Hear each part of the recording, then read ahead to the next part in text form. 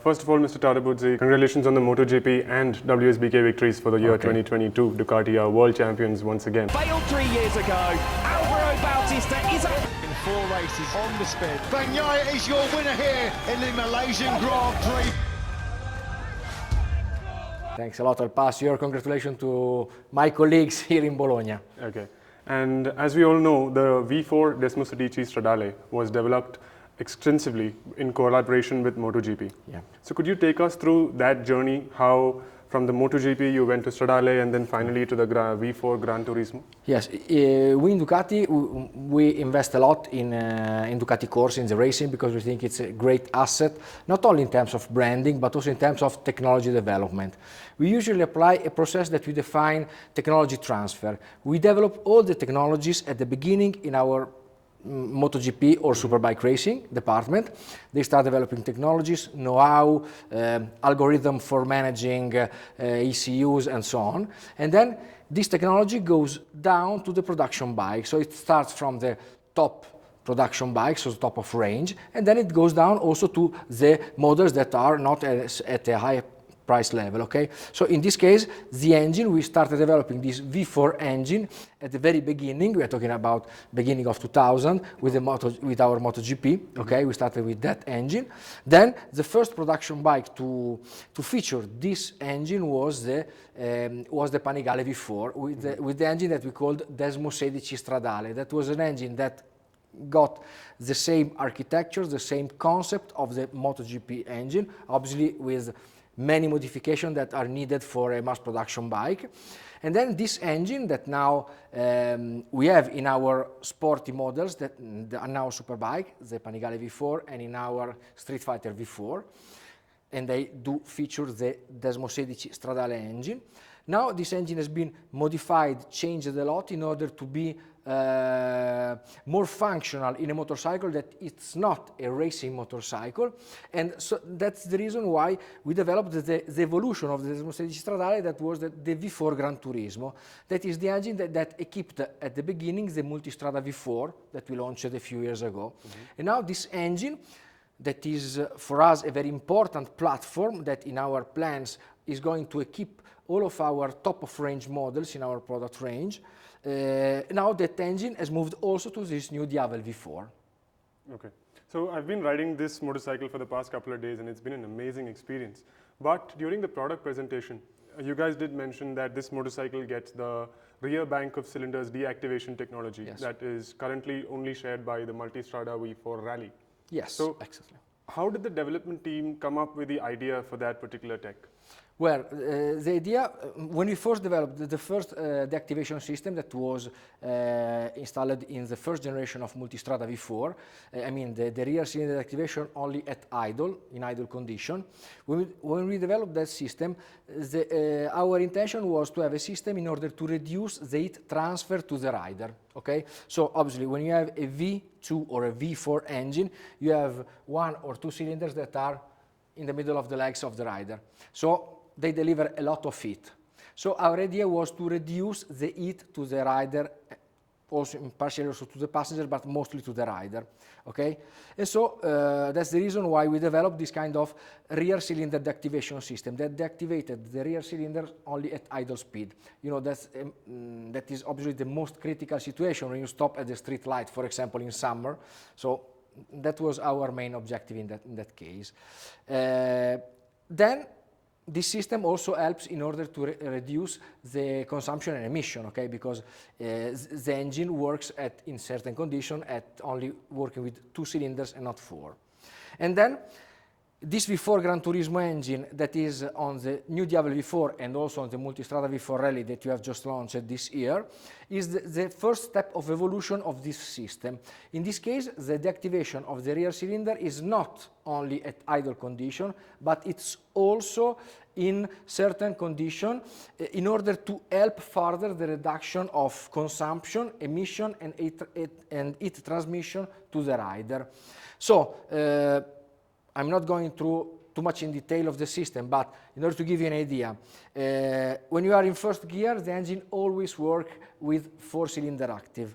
When you are in the other gears, the engine works with 4-cylinder active at 4,000 RPM or more, and below 4,000 RPM it works on with 2 or 4 cylinders active according to the request of torque by the rider.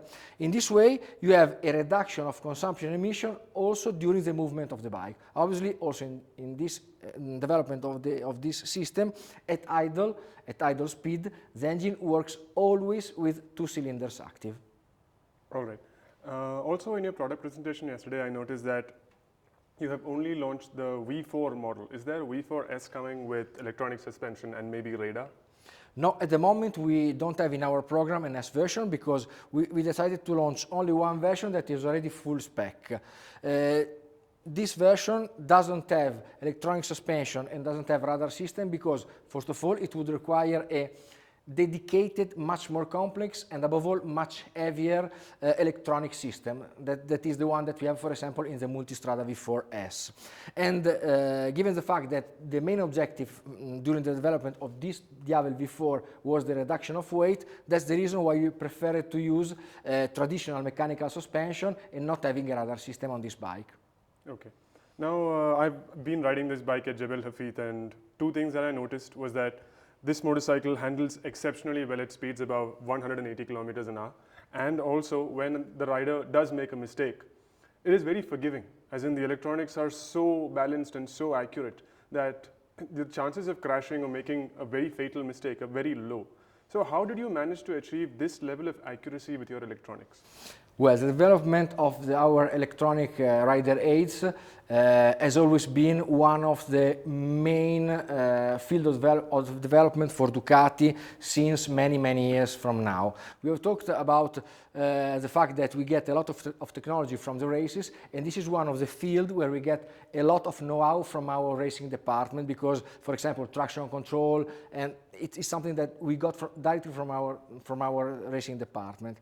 As I said, we invest a lot of time and resources in order to develop this system and to refine them year after year. We do a continuous improvement in this system, rider aids in detail, ABS, cornering obviously, traction control, also cornering, wheelie control, quick shifter and whatever. All these rider aids are developed in-house by Ducati. For example, let me make an example of one of I think the most important rider aid system, that is the traction control.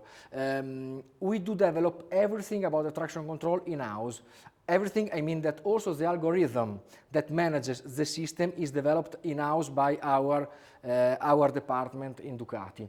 So that it means that we are going to develop this system every month, every 3 months, every 4 months. We are having new steps of evolution of this system with new algorithms that are even more precise year after year. So really think that it is a big investment, but the final result, as you are confirming me, really means that we are working in the right direction this way. Okay. Another thing that I noticed when riding this motorcycle was just how easy it is to tip into corners. The weight has come down by almost 13 kilos over the previous generation. And it is not like that was an unrideable bike, it was a benchmark in its segment.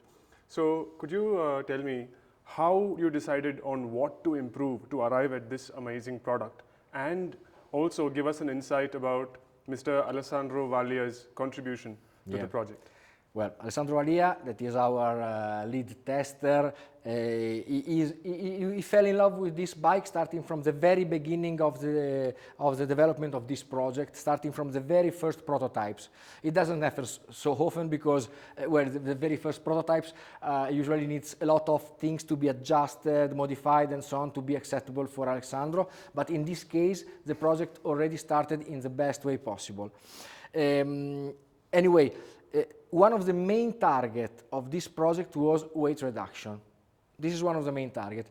And in this case, it was one of the few times when our target at the beginning has been overcome by the final result. Because at the beginning, our request of reducing the weight was lower than what actually happened. So we had a sort of, our colleagues from the R&D department, they did an amazing work in order to reduce the weight. First of all, the reduction of weight comes from two main elements: the engine.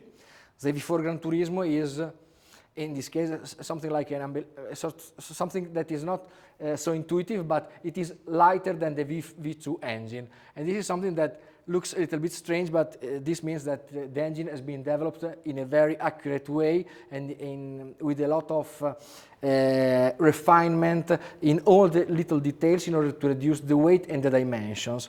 So we reduced 5 kilos only on the engine. It looks strange that the V4 engine is lighter than the V2. Well, one would expect when you add 2 more cylinders, it will become heavier. But at the end, it is clear that this engine is more modern than our V2 Testa Stretta. So this is one of the reasons for that. And then another great contribution to the weight reduction comes from the frame. In this bike, we moved from the previous trellis frame of the Diavel 1260 to the aluminium monocoque frame that is incredibly light and more compact compared to the trellis frame. And so we reduced 4.7 kilos also on the frame. And then there are many other elements that contribute to this weight reduction, but the 2 key elements for weight reduction are engine and frame. Okay. All right, so by the time this video is released, we will be, I think, a few weeks away from the India launch of the Diavel V4. So do you have anything you want to say to the Ducatisti in India? I would be very curious to have your feedback, if it's possible, I don't know, also during your local launch about this bike, because your feedbacks are very important.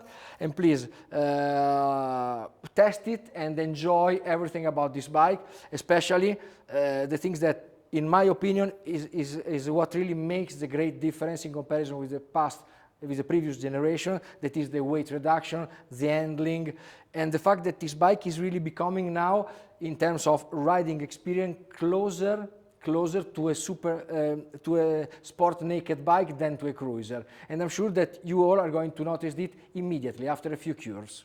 Okay. Thank you, Mr. Tarabusi. Thank You're you. welcome. You're welcome. And thank you for inviting us for this launch. You're welcome. Ciao. Ciao. Ciao, everybody. Ciao, everybody.